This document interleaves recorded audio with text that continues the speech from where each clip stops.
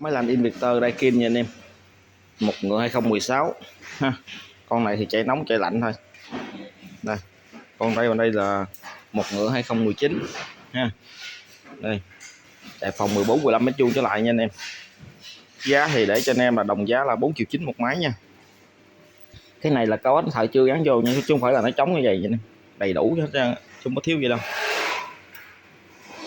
4,9 triệu một máy nha anh em. Hàng là hỗ trợ ship hàng cho anh em toàn quốc.